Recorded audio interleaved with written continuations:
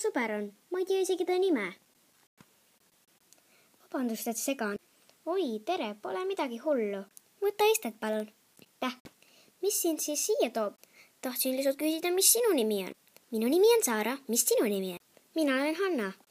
Sa võid suplema minna, kui soovid. Vabandust, mul ei ole riideid kaasas, millega ujume minna. Ma laenan sulle. Aitäh. Ta käib mul nii närvidele. Peab ta mul iga päev külas käima. 7 seconds later.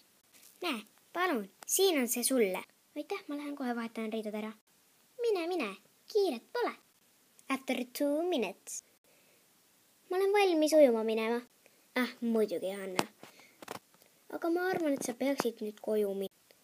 Miks nii? Sellepärast, et mul tuleb kohe ema ja isa koju. Kas nemad siis ei tea, et sul on mina? Ei tea, jah. Ja ma ei kavatse neile öelda ka. Olgu, ma hakkan siis minema. Tšau!